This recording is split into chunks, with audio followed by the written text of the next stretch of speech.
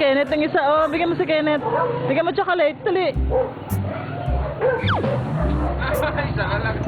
Madamot po ako sa kanya noon. Meron akong chocolate tapos sabi ni Papa, bigyan ko siya.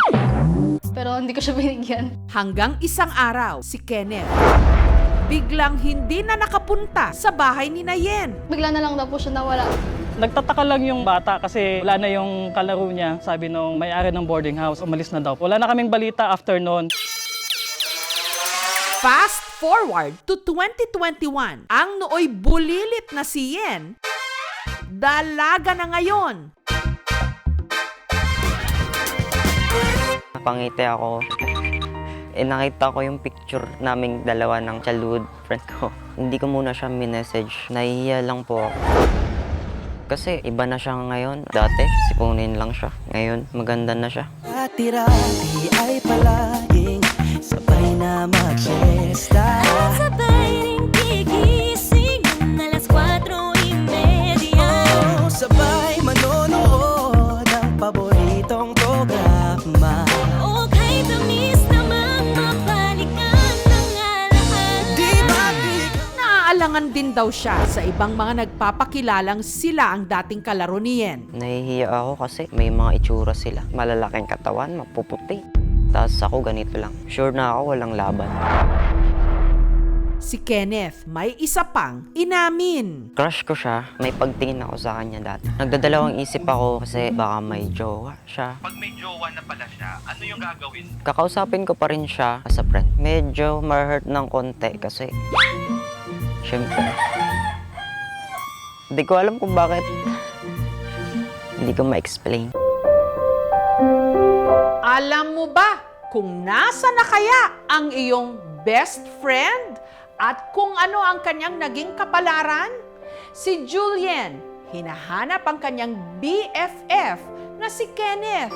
Magsisimula ang ating kwento sa TikTok video ni Yen, kung saan ibinida niya ang kanyang kalaro na hindi niya malilimutan kahit 14 na taon na niya itong hindi nakikita, si Kenneth. Araw-araw po siya pupunta sa bahay tapos naglalaro po kami. Na-curious din po ako kung sana siya. At marami ang shumip o kinilig sa kanyang post. Masaya po ako kasi marami rin pong natutuwa sa amin. Ang tanong, nasaan na nga ba ang kanyang childhood best friend? Dati-rati sabay pa nating pinangarap ang lahat. Umaawit pa sa hangin at amoy araw ang balat. Naaalala ko pa noon, nag-aagawan ng Nintendo. Kay sarap namang mabalikan ang ating kwento.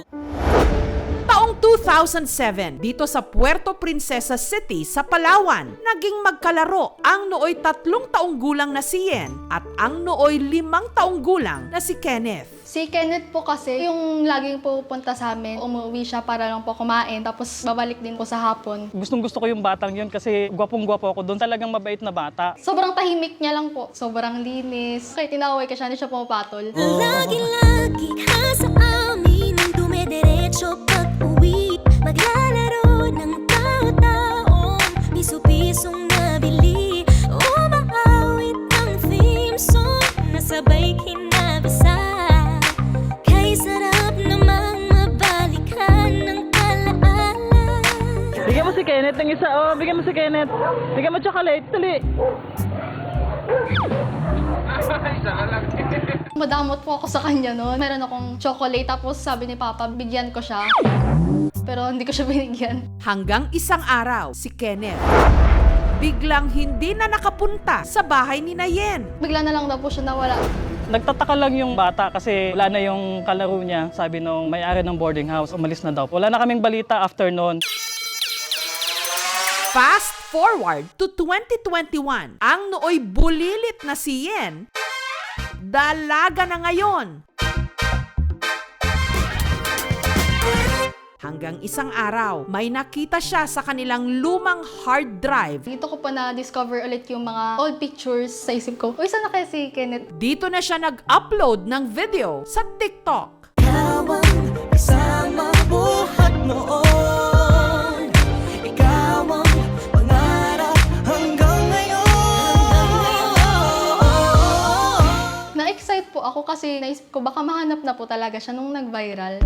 So, At marami ang biglang nagpapakilalang sila raw si Kenneth. Pero ang iba, poser account lang pala. Fake! hindi sila nagpo-post ng childhood photo nila. Tinatawanan ko lang po sila. Kasi yung iba sumasabay lang din po sa trend. Hanggang may isang nag-PM o private message kay Yen. Kilala po namin yung hinahanap mo. Nasa Quezon, Palawan. Ang Kenneth na tinutukoy sa message, nakatira 3 oras ang layo mula Puerto Princesa. Ang 18 anyos na si Kenneth Espanyol. Nawalan na po ako ng barkada. Ilan na lang. Si Kenneth, likas daw na mahiyain. Bihira po kasing lumabas, palagi lang nandito sa bahay. Naglalaro ng cellphone. Minsan nga raw silang nangupahan sa Puerto Princesa, kung saan siya nagkaroon ng playmate. Naghihiram ako ng laruan niya. Hindi siya nagpapahiram na palaaway. Matapos ang 1 taon, sina Kenneth lumipat na ng tirahan. Ang masakit nga lang dito, hindi raw siya nakapagpaalam sa kanyang kaibigan. Biglaan po kasi yung uwi namin dito sa Quezon. Hindi ko alam kung bakit. Taga dito po kasi yung napangasawa ko. Nasasaktan ako, siya lang yung lagi kong kalaro. Pero ang kalaro niya noon, lagi niyang naaalala. Pa-elementary ako. May nakakalaro ako isang batang mukhang Dora na si Ponin. Tuwing naiisip ko na may nangakaway sa akin, parang iisip ko na same sila nung dati kong kalaro. Hanggang isang araw, laking gulat niya na viral na sa TikTok ang childhood photo niya kasama ang tinutukoy niyang dating kalaro, si Yen. Nakapangiti ako. Nakita ko yung picture naming dalawa ng childhood friend ko. Hindi ko muna siya minessage. Nahihiya lang po ako. Kasi iba na siya ngayon. Dati, sipunin lang siya. Ngayon, maganda na siya. Dati-dati ay palaging sabay na mag-siesta.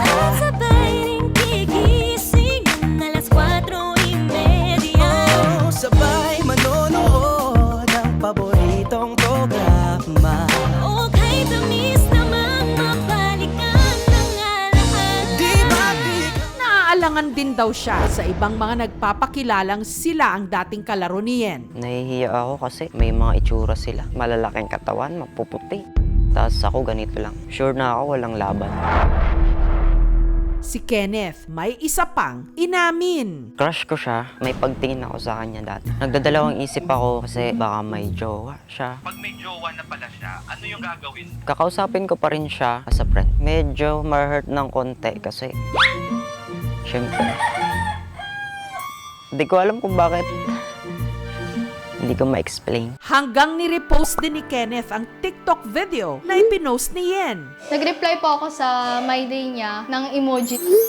Sumagot ako, hey, ikaw pala yan. Tinanong ko kung siya yun. Nagpasend ako ng proof. Meron akong litrato na ako yung nandoon. Kamukhang kamukha ko at same kami ng damit nung bata. Hindi ko po in-expect na makikita ko siya dahil lang po sa TikTok. Masaya pa sa masaya. Hindi ko lang alam kung bakit po ako natutuwa.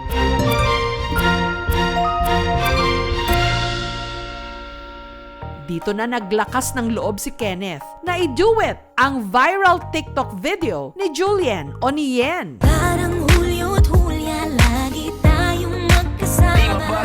Sabay tayong umiyak at inaabisi sa una kang kinakadok sa pagsapit ng umaga? sana mabalik pang dati nating pagsasama. Nung gusto ko nga na mag-connect sila ulit, sabay nilang tingnan yung mga pictures nila. Wala munang boyfriend, girlfriend, friends lang muna. Mahihain po kasi talaga ako. Nagugustuhan ko pa rin siya, pero mag-aral muna. Wala pa po kaming napag-usapan na mag-meet kami. Ngayon ko nahiya po siya. Makakapag-ipon na ba ng lakas ng loob ang binata para puntahan ng personal ang kanyang childhood bestie o best friend? Di ba di ka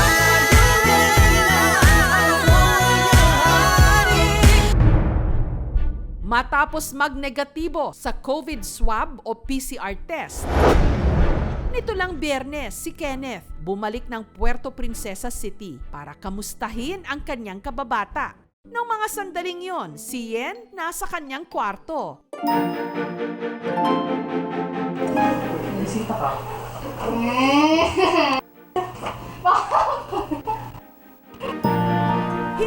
inaasahang may bubungad sa kanyang pamilyar na mukha. Kay sarap namang mabalikan ng alaala. Reyna, at ako ang iyong hari. Ako yung prinsesang sagip mo palagi. Ngunit ngayon'y marami nang nabago't nangyari. Si Yen, hindi na itago ang kilig. Ano sabi mo? Basta.